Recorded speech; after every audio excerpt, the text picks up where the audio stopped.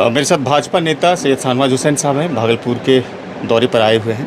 Sir, लगातार साझा press conference के माध्यम से इंडिया गठबंधन की तरफ से ये कहा जा रहा है कि चुनाव आयोग को जब भी कोई चीज़ कहा जाता है तो फिर भारतीय जनता पार्टी उसके बचाव में आ जाती है, और कम समय में लगभग 8 करोड़ मतदाताओं का पुनरीक्षण कार्य करना कितना संभव है? जो भी बात आरजेडी बोलेगी उसका काउंटर भारतीय जनता पार्टी करेगी ही।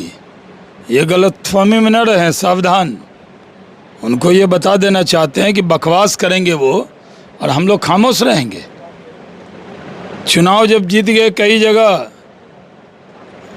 कर्नाटक जीत गए तो चुनाव आयोग अच्छा, तेलंगाना जीत गए तो चुनाव आयोग अच्छा, हिमाचल जीत गया तो चुनाव आयोग अच्छा, वायनाड जीत गया तो चुनाव आयोग अच्छा, रायबरेली जीत गया तो चुनाव आयोग अच्छा, भागलपुर टाउन जीत गया तो चुनाव आयोग अच्छा, और जब हार गए तो चुनाव आयोग खराब। मीठा मीठा गप गप, तीता तीता थू थू। जनता नाराज है, वो हिसाब देना पड़ेगा। लेकिन इतने कम समय में कैसे कर पाएंगे पुनरीक्षण का कार्य? चूंकि महाराष्ट्र का चुनाव भी हुआ, फिर बिहार का चुनाव और 2024 का लोकसभा चुनाव हुआ, तो फिर 2024 के लोकसभा चुनाव को उसकी मान्यता को खत्म कर दिया। कोई भी एक भी अवैध वोटर नहीं होना चाहिए। वैध वोटर जो है वंचित नहीं होगा, सबको वोट देने का अधिकार है।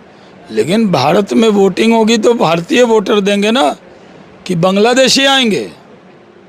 बांग्लादेशियों की पहचान तो करनी पड़ेगी।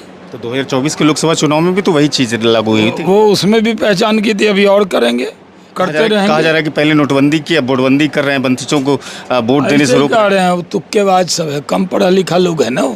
ऐसे वोटबंदी तो नोटबंदी ये सब इसे आता नहीं है कुछ। अच्छा, आज चूंकि बिहार के मुसलमान एक बार फिर से इकट्ठे हो रहे हैं, वक्फ के लिए बनाए गए नए कानून का फिर विरोध कर रहे हैं, तो आप एक मुस्लिम चेहरा हैं भारतीय जनता पार्टी में। अभी तक क्या देश के, प्रदेश के या फिर मुसलमान समझ ही नहीं पाए हैं, या फिर उस चीज़ों को? हमारे चेहरे पे लिखा हुआ है कि हम मुस्लिम हैं।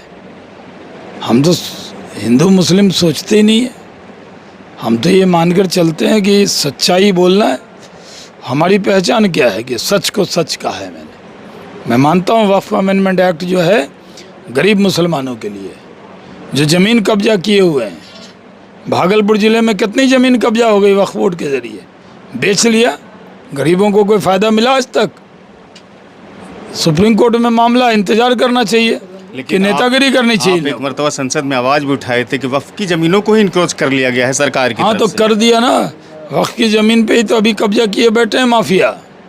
एक एक इंच वक्फ की ज़मीन कहीं भी कब्जा हो निकाली जाएगी। अच्छा, बिहार के चुनाव पर नीतीश कुमार के चेहरे पर तो चुनाव लड़ेंगे, लेकिन मुख्यमंत्री का जो चेहरा होना चाहिए वो डिक्लेयर भारतीय जनता पार्टी की तरफ से नेतृत्व में लड़ेंगे, उन्हीं के नेतृत्व में सरकार बनाएंगे।